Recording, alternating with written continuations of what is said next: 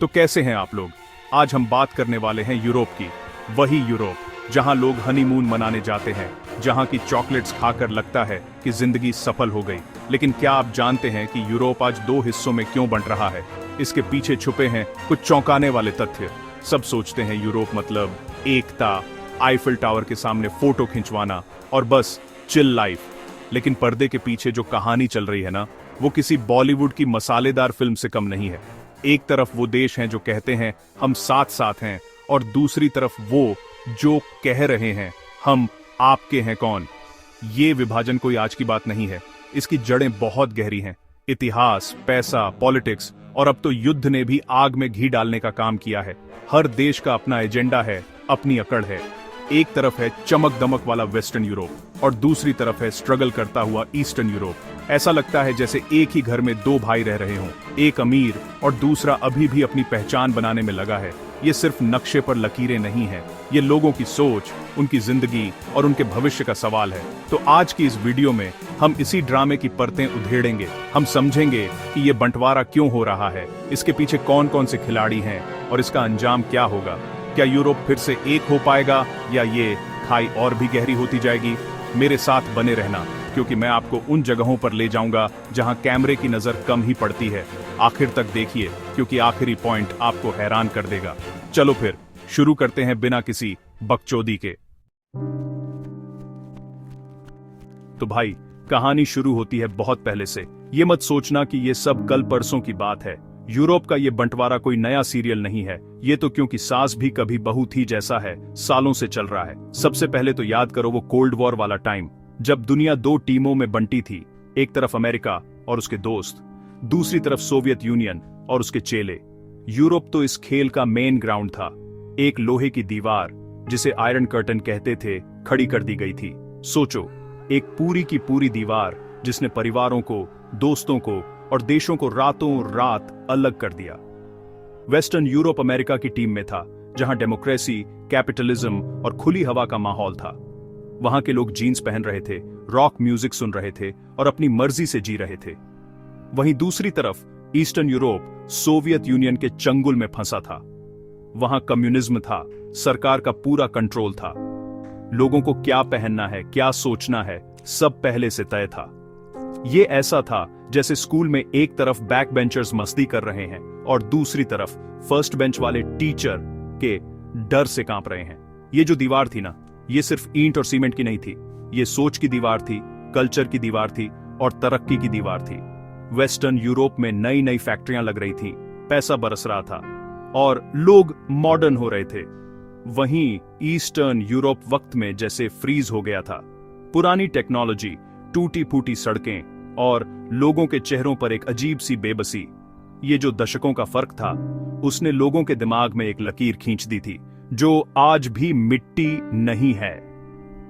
जब 1991 में Soviet union टूटा और ये दीवार गिरी तो सबको लगा चलो भाई, हैप्पी एंडिंग हो गई, ईस्टर्न यूरोप के देश आजाद हो गए। लोगों ने जश्न मनाया, लगा कि अब सब मिलकर रहेंगे। लेकिन पिक्चर अभी बाकी थी मेरे दोस्त। सालों की गुलामी और अलग थलग रहने का असर इतनी आसानी से नहीं जाता। ये वैसा ही है जैसे किसी कैदी को 20 साल बाद जेल से रिहा कर दो, उसे बाहर की दुनिया में एडजस्ट करने में टाइम तो लगेगा ही ना। ईस्टर्न यूरोप के देशों को विरासत में मिली थी टूटी फूटी इकोनॉमी, पुराना इंफ्रास्ट्रक्चर और एक ऐसी मानसिकता जो हमेशा दूसरों पर निर्भर रही थी। उन्हें सब कुछ जीरो से शुरू करना था, जबकि वेस्टर्न यूरोप तो पहले से ही रॉकेट बना हुआ था, फर्राटे से आगे बढ़ रहा था। ये जो स्टार्टिंग लाइन का फर्क था, उसने आज के विभाजन की नींव रखी। एक हिस्से के पास सालों का एक्सपीरियंस और पैसा था और दूसरे के पास सिर्फ आजादी का सपना और खाली जेब। तो जब भी तुम आज यूरोप के बंटवारे की बात सुनो तो ये मत भूलना कि इसकी स्क्रिप्ट बहुत पहले लिखी जा चुकी थी। वो लोहे की दीवार भले ही गिर गई हो, लेकिन लोगों के दिमाग में जो दीवारें बन गई थीं, उन्हें गिराना आज भी एक बहुत बड़ा चैलेंज है। ये इतिहास का बोझ है जिसे यूरोप आज भी अपने कंधों पर ढो रहा है। ये सिर्फ तारीखें और घटनाएं नहीं हैं, ये वो जख्म हैं जो आज भी हरे हैं। और यही जख्म, यही ऐतिहासिक कड़वाहट आज के हर फैसले में, हर बहस में और हर झगड़े में झलकती है। वेस्टर्न यूरोप आज भी खुद को बड़ा भाई समझता है, और ईस्टर्न यूरोप को लगता है कि उसे हमेशा छोटा और कमैकल समझा जाता है। ये जो भाई भाई का ड्रामा है ना, यही यूरोप की असली कहानी है। इतिहास कोई भूला हुआ चैप्टर नहीं है, ये वो आईना है जिसमें यूरोप को आज भी अपना बंटा हुआ चेहरा दिखाई देता है। अब आते हैं आज के सबसे बड़े ड्रामे पर, पॉलिटिक्स। भाई साहब, यूरोप की पॉलिटिक्स समझना मतलब मकड़ी के जाले में फंसने जैसा है। ऊपर से सब लगता है कि यूरोपियन यूनियन मतलब सब एक हैं, सब दोस्त हैं, लेकिन अंदर घुसकर देखो तो पता चलता है कि यहां तो हर कोई अपनी अपनी खिचड़ी पका रहा है। ये यूरोपियन यूनियन एक ऐसी क्लास है जहां कुछ बच्चे टॉपर हैं जो नियम बनाते हैं और बाकी बस उन्हें फॉलो करते हैं या करने का नाटक करते हैं। इस कहानी के मेन किरदार हैं जर्मनी और फ्रांस। ये दोनों खुद को ईयू का हेडमास्टर समझते हैं। कोई भी बड़ा फैसला लेना हो, कोई नया नियम बनाना हो, इनकी मर्जी के बिना पत्ता भी नहीं हिलता। ये चाहते हैं कि पूरा यूरोप एक होकर चले, एक जैसी पॉलिसी अपनाए, एक जैसी सोच रखे। इसे कहते हैं फेडरल यूरोप का सपना, मतलब एक तरह से यूनाइटेड स्टेट्स। हम यूरोप बनाने की तैयारी सुनने में तो बड़ा अच्छा लगता है ना, एकता में शक्ति है टाइप का नारा। लेकिन यहीं पर पिक्चर में ट्विस्ट आता है। ईस्टर्न यूरोप के देश जैसे पोलैंड, हंगरी, ये सब नए नए ईयू में आए हैं। इन्होंने अभी अभी सोवियत यूनियन की तानाशाही से आजादी पाई है। अब इन्हें डर लगता है कि कहीं जर्मनी और फ्रांस के चक्कर में ये फिर से अपनी पहचान न खो दें। वो कहते हैं, भाई हम तुम्हारे साथ हैं, व्यापार करेंगे, घूमेंगे फिरेंगे, लेकिन हमारे देश के अंदरूनी मामलों में दखल मत दो। वो अपनी सॉवरेनिटी यानी अपनी प्रभुसत्ता को लेकर बहुत पजेसिव हैं। ये देश नहीं चाहते कि ब्रसेल्स, जहां ईयू का हेडक्वार्टर है, से बैठकर कोई उन्हें बताए कि उन्हें अपने देश में क्या कानून बनाने हैं या अपने कल्चर को कैसे चलाना है। उनका मानना है कि हर देश की अपनी पहचान होती है, अपनी परंपराएं होती हैं और उन्हें बनाए रखने का हक सबको है। ये वैसा ही है जैसे एक जॉइंट फैमिली में छोटा भाई कहे, भैया मैं आपके साथ रहूंगा, लेकिन मेरी बीवी क्या पहनेगी और मेरे बच्चे किस स्कूल में पढ़ेंगे ये मैं खुद तय करूंगा। और ये लड़ाई सिर्फ ईस्ट और वेस्ट की नहीं है। ईयू के अंदर ही अलग अलग गुट बने हुए हैं। कुछ देश हैं जो इकोनॉमी पर ज्यादा फोकस करते हैं, उन्हें फ्री ट्रेड और बिजनेस से मतलब है। कुछ देश हैं जो सोशल मुद्दों जैसे मानवाधिकार और पर्यावरण को लेकर ज्यादा सीरियस हैं। फिर कुछ देश हैं जो अपनी सीमाओं को लेकर बहुत सख्त हैं और बाहर से आने वाले शरणार्थियों को रोकना चाहते हैं। सबकी अपनी अपनी प्रायोरिटी है। जब भी कोई बड़ा मुद्दा आता है जैसे माइग्रेशन पॉलिसी का, तो ये सारे मतभेद खुलकर सामने आ जाते हैं। इटली और ग्रीस, जहां सबसे ज्यादा शरणार्थी आते हैं, वो कहते हैं कि बाकी देश भी हमारी मदद करें, बोझ बांटें। लेकिन हंगरी और पोलैंड जैसे देश साफ मना कर देते हैं। वो कहते हैं ये हमारी समस्या नहीं है, हम अपने दरवाजे बंद रखेंगे। बस यहीं से शुरू हो जाता है झगड़ा। मीटिंग होती है, बहस होती है, लेकिन नतीजा ढाक के तीन पात। तो ये जो यूरोपियन यूनियन है, ये एक परफेक्ट फैमिली की तस्वीर दिखाने की कोशिश तो करता है, लेकिन अंदर ही अंदर इसमें दरारें पड़ रही हैं। राजनीतिक मतभेद इतने गहरे हो चुके हैं कि अब ये छुपाए नहीं छुप रहे। एक तरफ और ज्यादा इंटीग्रेशन की आवाज है, तो दूसरी तरफ अपनी पहचान बचाओ का नारा है। ये दो सोच की लड़ाई है और इस लड़ाई ने यूरोप को एक ऐसे दौराहे पर लाकर खड़ा कर दिया है जहां से आगे का रास्ता बहुत धुंधला नजर आता है। अब बात करते हैं उस चीज की जो दुनिया चलाती है, पैसा। यार, यूरोप का सीन भी कुछ ऐसा ही है। यहाँ भी अमीर और गरीब का फासला इतना बड़ा है कि पूछो मत। एक तरफ है वेस्टर्न यूरोप, जहाँ फ्रैंकफर्ट, पेरिस, लंदन जैसे शहर हैं। यहाँ की सड़कें देखो तो लगता है मक्खन पर गाड़ी चल रही है। बड़ी बड़ी कंपनियां, ऊंची ऊंची बिल्डिंगें और लोगों की सैलरी इतनी कि हमारे यहाँ के सीईओ भी शर्मा जाएं। यहाँ की जीडीपी आसमान छू रही है और बेरोजगारी का नामो निशान नहीं है। ये वो देश हैं जिन्होंने इंडस्ट्रियल रिवॉल्यूशन के टाइम से ही अपनी तिजोरियां भरनी शुरू कर दी थीं। जर्मनी अपनी इंजीनियरिंग के लिए जाना जाता है, फ्रांस अपने लग्जरी सामान के लिए और यूके अपने फाइनेंस के लिए। ब्रेक्सिट से पहले इनके पास पैसा भी है, टेक्नोलॉजी भी है और सालों का एक्सपीरियंस भी। ये इकोनॉमी के वो खिलाड़ी हैं जो खेल के नियम तय करते हैं। ये लोग मर्सिडीज और बीएमडब्ल्यू में घूमते हैं और इनके लिए वेकेशन का मतलब स्विस आल्प्स में स्कीइंग करना होता है। अब सिक्का पलट कर देखो, ईस्टर्न यूरोप की तरफ आओ।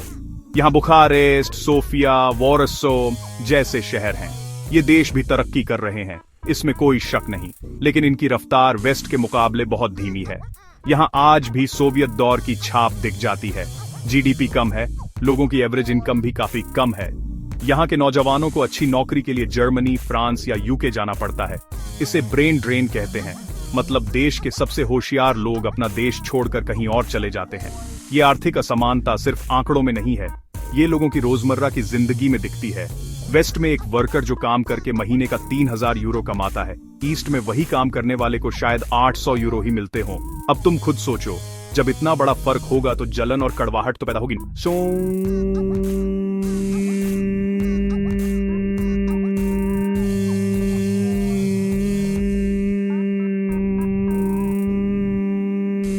लोगों को लगता है कि ईयू में शामिल होने के बाद भी उनके साथ सौतेला व्यवहार हो रहा है। उन्हें लगता है कि वेस्टर्न कंपनियां उनके यहाँ आकर सस्ते में काम करवाती हैं और सारा मुनाफा अपने देश ले जाती है। ईयू कोशिश तो बहुत करता है इस खाई को पाटने की। वो अरबों यूरो की फंडिंग देता है ईस्टर्न यूरोप के देशों को, ताकि वहां सड़कें बने, स्कूल बने और नई इंडस्ट्री लगे। इसे कोहेशन फंड कहते हैं। लेकिन ये पैसा भी कई बार भ्रष्टाचार की भेंट चढ़ जाता है, या फिर इतना काफी नहीं होता कि दशकों के पिछड़ेपन को मिटा सके।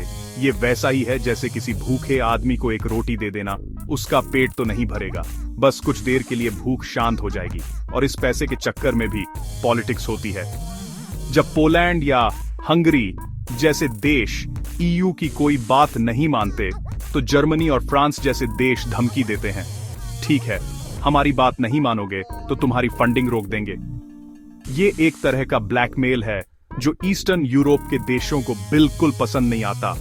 उन्हें लगता है कि उन्हें भिखारी समझा जा रहा है और पैसे के दम पर उनकी आवाज को दबाने की कोशिश की जा रही है। तो ये जो पैसे का खेल है, ये यूरोप के बंटवारे की एक बहुत बड़ी वजह है। एक तरफ अमीर देश हैं जो अपनी अमीरी का रौब दिखाते हैं, और दूसरी तरफ वो देश हैं जो अपनी गरीबी और पिछड़ेपन से लड़ रहे हैं। जब तक ये आर्थिक खाई कम नहीं होगी, तब तक यूरोप के दिल नहीं मिल सकते, क्योंकि खाली पेट और खाली जेब के साथ एकता की बातें करना बहुत मुश्किल होता है मेरे दोस्त। अब आते हैं उस घटना पर जिसने यूरोपियन यूनियन के घर में भूचाल ला दिया था। ब्रेक्सिट, मतलब ब्रिटेन का ईयू से एग्जिट। ये कोई छोटा मोटा झगड़ा नहीं था, ये तो सीधा सीधा तलाक था। 40 साल से ज्यादा साथ रहने के बाद ब्रिटेन ने एक दिन कह दिया, बस बहुत हुआ, अब हम अपना रास्ता अलग कर रहे हैं। ये यूरोप के लिए एक बहुत बड़ा झटका था। ये वैसा ही था जैसे आपकी गैंग का सबसे कूल और अमीर दोस्त अचानक कह दे कि मैं ये ग्रुप छोड़ रहा हूं। तो सवाल ये है कि ब्रिटेन ने ऐसा किया क्यों? आखिर ऐसी क्या नौबत आ गई थी? इसके पीछे कई कारण थे। एक तो वही पॉलिटिक्स वाला पंगा। कई ब्रिटिश लोगों को लगने लगा था कि यूं उनकी जिंदगी में बहुत ज्यादा दखल दे रहा है। उन्हें लगता था कि उनके देश के कानून लंदन में नहीं बल्कि ब्रसेल्स में बन रहे हैं। उन्हें अपनी सॉवरेनिटी वापस चाहिए थी। वो चाहते थे कि टेक बैक कंट्रोल, मतलब अपने देश का कंट्रोल वापस अपने हाथों में लेना। दूसरा बड़ा मुद्दा था इमिग्रेशन। ईयू का एक नियम है, फ्री मूवमेंट ऑफ पीपल, जिसका मतलब है कि किसी भी ईयू देश का नागरिक किसी भी दूसरे ईयू देश में जाकर रह सकता है और काम कर सकता है। इसकी वजह से ईस्टर्न यूरोप से बहुत सारे लोग काम की तलाश में ब्रिटेन आ गए। कुछ ब्रिटिश लोगों को यह बात पसंद नहीं आई। उन्हें लगा कि ये बाहर वाले आकर उनकी नौकरियां छीन रहे हैं और उनके कल्चर को बदल रहे हैं। ये हमारे यहाँ क्यों आ रहे हो वाली फीलिंग बहुत स्ट्रांग हो गई थी। और तीसरा कारण हमेशा की तरह पैसा था। ब्रिटेन हर साल ईयू को एक मोटी रकम मेंबरशिप फीस के तौर पर देता था।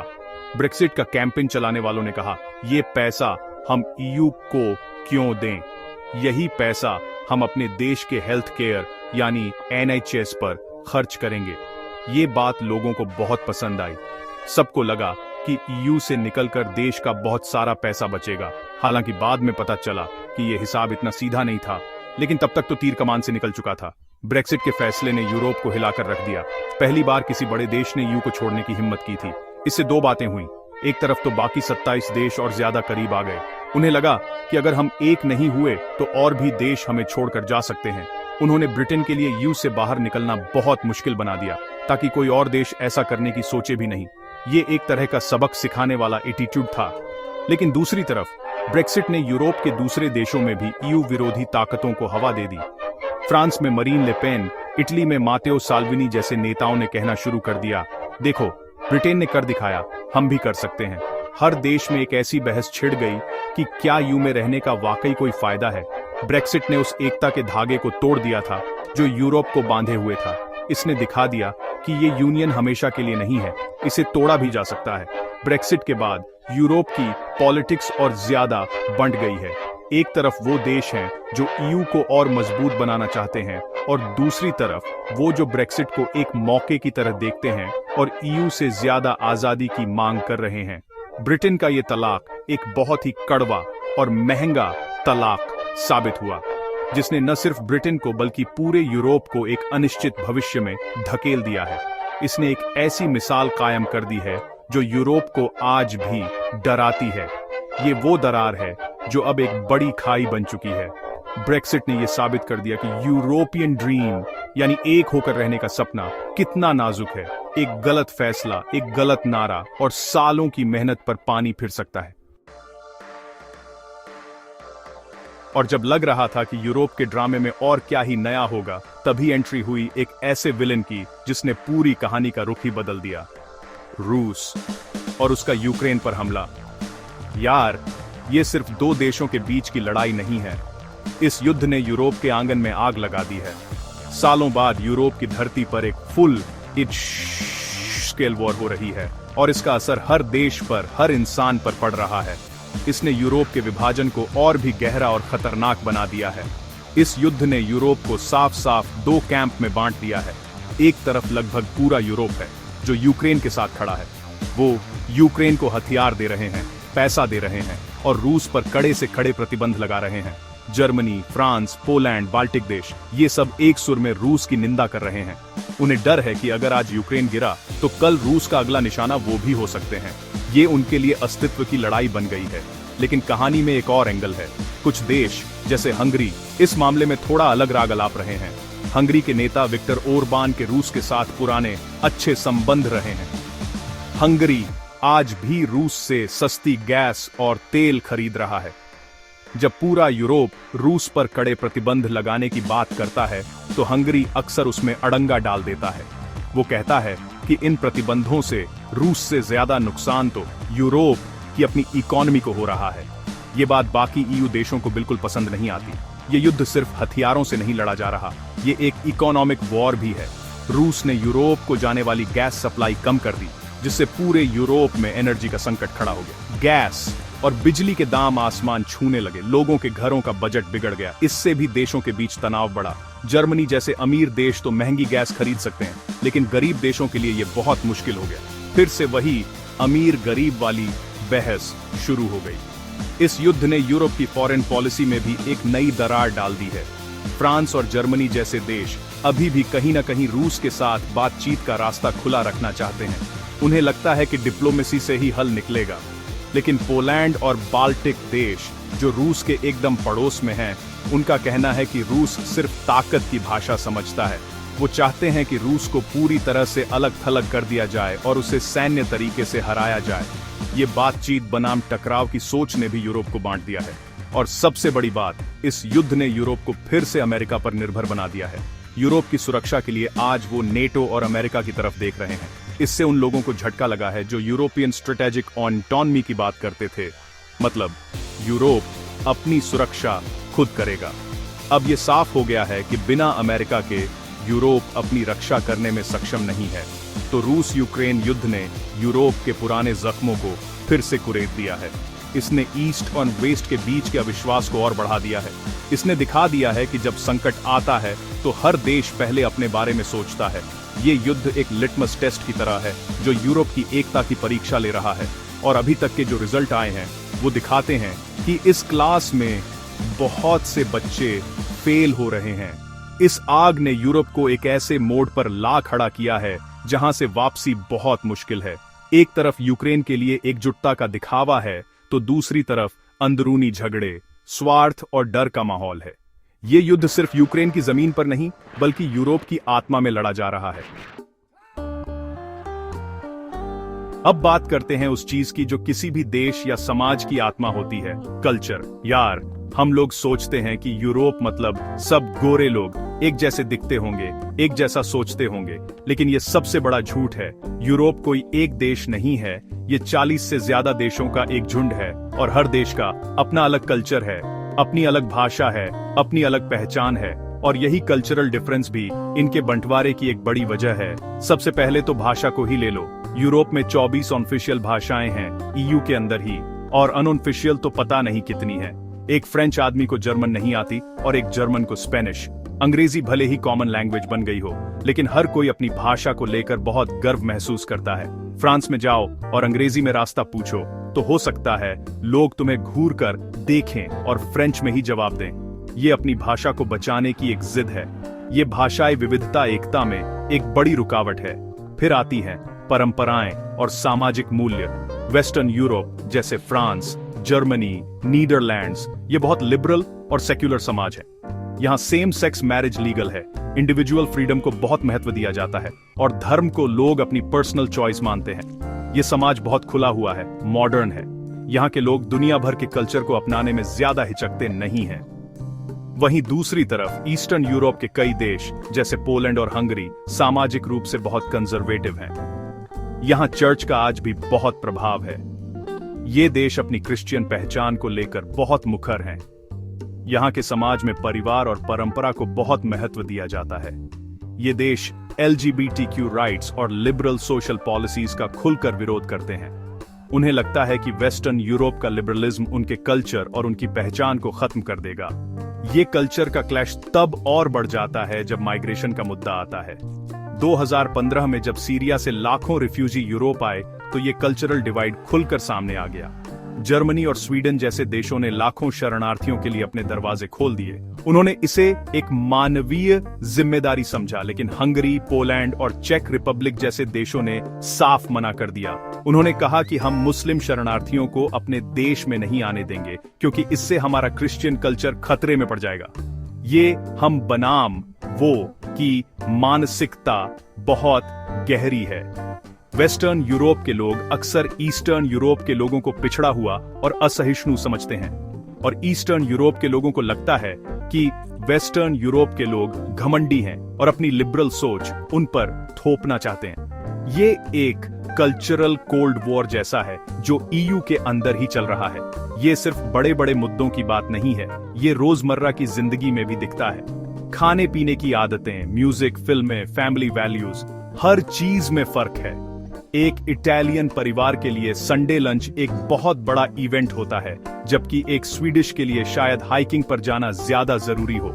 ये छोटे छोटे फर्क मिलकर एक बड़ी खाई बना देते हैं। तो यूरोप का बंटवारा सिर्फ पॉलिटिक्स और पैसे का नहीं है, ये दिल और दिमाग का भी बंटवारा है।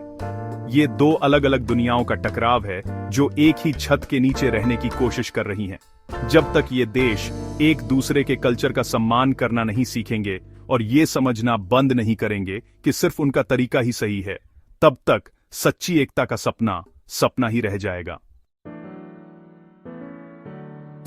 तो भाई, हमने इतिहास देख लिया, पॉलिटिक्स समझ ली, पैसे का खेल भी देख लिया और कल्चर का क्लैश भी। अब सबसे बड़ा सवाल, आगे क्या? यूरोप का भविष्य कैसा होगा? क्या ये खाई और गहरी होगी या फिर कोई चमत्कार होगा और ये सब फिर से एक हो जाएंगे? देखो, मैं कोई ज्योतिषी तो हूं नहीं, लेकिन जो हालात दिख रहे हैं उससे कुछ अंदाजे तो लगाए ही जा सकते हैं। और सच कहूं तो आगे का रास्ता कांटों भरा है।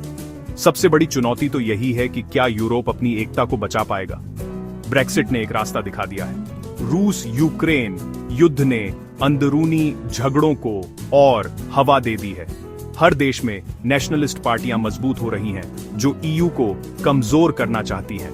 अगर फ्रांस या इटली जैसा कोई और बड़ा देश ईयू से निकलने की बात करने लगे तो ये पूरा प्रोजेक्ट ताश के पत्तों की तरह ढह सकता है। इस यूनियन को बचाए रखना ही अपने आप में एक बहुत बड़ा चैलेंज है। दूसरी बड़ी चुनौती है इकोनॉमी। एनर्जी क्राइसिस, महंगाई और रूस के साथ इकोनॉमिक वॉर ने यूरोप की कमर तोड़ दी है। अमीर और गरीब देशों के बीच का फासला और बढ़ सकता है। अगर लोगों को लगा कि ईयू में रहने से उनकी जिंदगी बेहतर होने की बजाय और मुश्किल हो रही है, तो वो इसके खिलाफ हो जाएंगे। लोगों को नौकरियां चाहिए, सस्ती बिजली चाहिए और एक बेहतर भविष्य चाहिए। अगर ईयू ये सब नहीं दे पाया तो उसकी अहमियत खत्म हो जाएगी। तीसरी चुनौती है सुरक्षा। रूस ने दिखा दिया है कि यूरोप के पड़ोस में शांति की कोई गारंटी नहीं है। यूरोप को अपनी मिलिट्री ताकत बढ़ानी होगी, लेकिन सवाल यह है कि क्या सारे देश इसके लिए पैसा खर्च करने को तैयार हैं? क्या वो एक यूरोपियन आर्मी बनाने पर सहमत होंगे, या फिर वो हमेशा की तरह अमेरिका की तरफ ही देखते रहेंगे? अपनी सुरक्षा खुद करने का सपना पूरा करना एक बहुत बड़ी चुनौती होगी।